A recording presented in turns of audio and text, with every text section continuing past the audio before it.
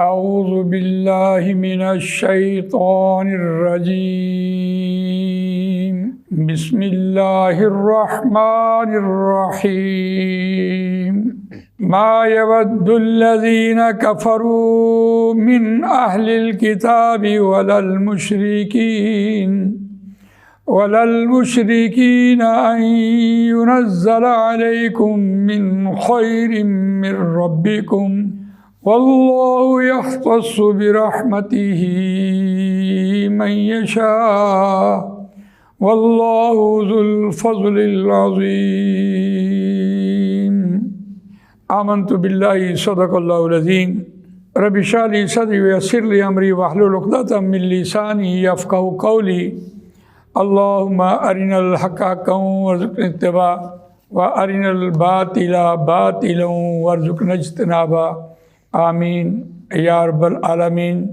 دوستو اور بزرگوں، سورہ بقرہ آیت نمبر 105 آپ کے سامنے تلاوت کی ہے، اور یہ پہلے پارے کا 13واں رکوع زیر مطالعہ ہے۔ اس رکوع کا مضمون خاص طور پر یہود کی ایسی ریشہ دوانیاں، ایسی چالیں، ایسی تدبیریں کہ مسلمانوں کو پریشان کیا جائے اور وہ واپس یا تو کفر میں چلے جائیں، یا وہ عیسائی ہو جائیں، یا وہ یہودی ہو جائیں، یعنی کسی نہ کسی بہانے وہ اسلام سے روگردانی کریں۔ تو اس پر ہم نے ایک بات پڑھی ہے کہ الفاظ کو موڑ کر بیان کرو تاکہ بات سمجھ نہ آئے، لیکن اس کے ساتھ ساتھ ان کی اسٹریٹجی کیا ہے کہ قرآن مجید پر ایمان نہ لاؤ، چاہے انجیل پر لے آؤ، توریت پر لے آؤ، کچھ کر لو، قرآن سے روگردانی کرو۔ تو یہ اس رکوع کا مضمون ہے جو ہم دیکھ رہے ہیں۔ اس آیت کا روان ترجمہ سنیے۔ ما یود الذین کفروا من اہل الکتاب ولا المشرکین ان ینزل علیکم من خیر من ربکم۔ نہیں چاہتے وہ لوگ جنہوں نے انکار کیا، ودہ یودو چاہنا ہوتا ہے، من اہل الکتاب اہل کتاب میں سے، ولا المشرکین اور نہ مشرکین میں سے، کیا نہیں چاہتے ان ینزل علیکم من خیر من ربکم، یہ کہ نازل کی جائے تم پر من خیر، کوئی خیر، کوئی بھلائی، قرآن مجید، من ربکم، تمہارے رب کی طرف سے۔ جواب کیا ہے؟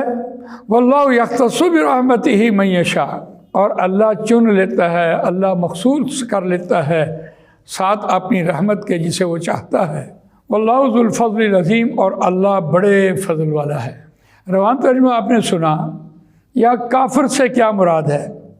ایک تو ہے زبان سے انکار کرنے والا، جس نے کلمہ ہی نہ پڑھا ہو، وہ تو ہے نان مسلم، اور ایک ہے جس نے کلمہ پڑھا ہے اور وہ ایسی چالیں چل رہا ہے، وہ ایسی تدبیریں کر رہا ہے کہ کسی طرح مسلمانوں کو تکلیف پہنچائی جائے، وہ بھی اسی زمرے میں آتا ہے۔ اور جو بات یہاں کہی جا رہی من اہل الکتاب ہی، اہل کتاب یہود بھی ہیں اور عیسائی بھی ہیں، اور اہل کتاب امت مسلمہ بھی ہے۔ تو اب بات کلیئر ہوتی چلی گئی۔ ما یود الذین کفروا من اہل الکتاب ولا المشرکین، اور نہ وہ لوگ جنہوں نے شرک کیا، ان ینزل علیکم من خیر من ربکم، یہ کہ نازل کی جائے تم پر کوئی خیر، قرآن مجید تمہارے رب کی طرف سے۔ ان کو اس بات کا حسد ہے، ان کو تکلیف ہے۔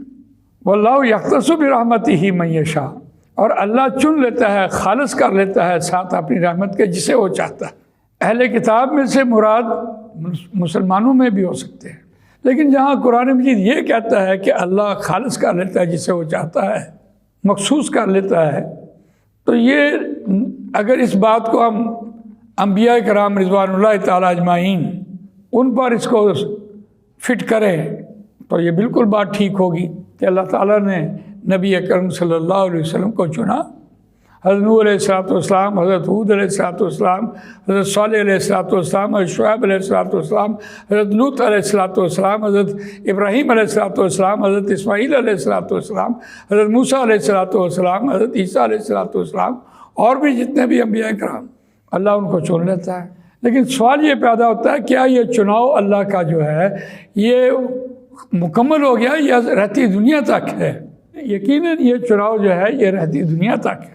اللہ تعالیٰ جسے چاہے وہ اپنی کتاب کا علم دے، اور جب کسی کے پاس علم آ جائے تو دوسرے لوگ اس کے ساتھ حسد اور بغض اور چغلی اور یہ تکلیفیں ہو جاتے ہیں، مخالف ہو جاتے ہیں۔ تو اس لیے قرآن مجید نے یہ بات یہاں صاف کہی، جو اللہ چن لیتا ہے۔ اللہ کا چناؤ ایک پیمانہ ہے۔ ایک تو وہ شخص رزق حلال کھاتا ہو، حرام قریب بھی نہ آئے، دوسرا فحاشی سے اجتناب کرے، اور تیسرا وہ لوگوں پر احسان کرے، احسان کا معاوضہ نہ لے اور نہ وہ احسان جتلائے۔ یہ جو تین باتیں آپ کے سامنے رکھی ہیں، یہ تمام انبیاء کرام میں آپ دیکھیے، نبی اکرم صلی اللہ علیہ وسلم کی ذات اقدس میں دیکھیے، اس اعتبار سے حضرت موسیٰ علیہ السلام کو دیکھیے، ابراہیم علیہ السلام کو دیکھیے، آپ صحابہ کرام رضوان اللہ تعالیٰ اجمعین ان کو دیکھیے، ائمہ کو دیکھیے، اولیاء کرام کو دیکھیے۔ تو اللہ جسے چاہتا ہے وہ چن لیتا ہے۔ تو یہی آیت، اس کا ریفرنس سورہ آل عمران کی آیت نمبر 73 میں دیکھیں، بات کھول کر بیان کر دی گئی، نکھار دی گئی۔ وَلَا تُؤْمِنُوا إِلَّا لِمَنْ تَبِعَ دِينَكُمْ۔ اب یہ یہود جو ہے یہ اپنے ساتھیوں کو کہہ رہے ہیں، عیسائی اپنے ساتھیوں کو کہہ رہے ہیں، وَلَا تُؤْمِنُوا، اور نہ تم ایمان لاؤ، إِلَّا لِمَنْ تَبِعَ دِينَكُمْ، مگر واسطے اس کے جو تمہارے دین کی اتباع کرے، جو تمہارے دین پر چلے۔ اب اس کا جواب کیا ہے؟ اللہ نے جواب دیا اس کا، قل، اے نبی کہہ دیجئے، ان الہدیٰ ھدی اللہ ان یؤتی احد مثل ما اوتیتم او یحاجوکم عند ربکم۔ بے شک ہدایت اللہ کے ذمہ ہے، اللہ کی طرف سے ہدایت ہے، یہ کہ وہ اب یہاں ان یؤتی احد مثل ما اوتیتم او یحاجوکم عند ربکم، یہ ان کی بولی قرآن نے نقل کی ہے۔ وہ یہ کہتے ہیں کہ جو چیز ہمارے اوپر نازل ہوئی ہے، یعنی تورات ہمارے اوپر نازل ہوئی ہے، تو انجیل والے کہتے ہیں انجیل ہمارے اوپر نازل ہوئی ہے، تو یہ تورات پہلی شریعت تھی، اس قسم کی شریعت کسی اور پر کیوں نازل ہوئی ہے؟ ان کے جی میں یہ حسد ہے، اس کی وجہ سے انہوں نے یہ اسٹریٹجی بنائی ہے۔ اور قرآن کہتا ہے ان یؤتی احد مثل ما اوتیتم، یہ کہ دیا جائے کوئی ایک مثل ما اوتیتم، مانند جو تم دیے گئے، او یحاجوکم عند ربکم، یا وہ تمہارے خلاف حجت بنا لیں کل قیامت والے دن، اس لیے تم نے ان کی بات نہیں ماننی، تم نے اپنوں کی بات ماننی ہے۔ پھر اللہ نے جواب دیا، قل ان الفضل بید اللہ یؤتیہ من یشاء، اے نبی کہہ دیجئے بے شک فضل اللہ کے ہاتھ میں ہے، وہ دیتا ہے جسے وہ چاہتا ہے، واللہ واسع علیم، اور اللہ بڑی وسعت والا، جاننے والا ہے۔ یختص برحمتہ من یشاء، اللہ مخصوص کر لیتا ہے، اللہ چن لیتا ہے ساتھ اپنی رحمت کے جسے وہ چاہتا ہے، واللہ ذو الفضل العظیم، اور اللہ بڑے فضل والا ہے۔ سورہ آل عمران میں آپ نے دیکھا کہ کیسے ان کی اس بات کو جس کی وجہ سے وہ یہ اسٹریٹجی تدبیریں بنا رہے تھے، اس کو نکھار کر سامنے کر دیا ہے۔ تو بہرحال یہ ایک ان کا حسد ہے، اس وجہ سے کہ یہ مسلمان جو ہیں کسی نہ کسی بہانے وہ اسلام کو چھوڑ کر کفر کی حالت پہ چلے جائیں۔ تو اللہ تعالیٰ سے دعا ہے کہ اللہ تعالیٰ میں قرآن میں پڑھنے، سمجھنے، اس پر عمل کرنے، اس کو دوسروں تک پہنچانے کی توفیق عطا فرمائے، اور صحیح اللہم ثبت قلوبنا علی قلبی، اللہم ثبت عن دینک، اللہم ثبت عن دینک، اللہم ثبت عن دینک۔ جزاک اللہ خیر۔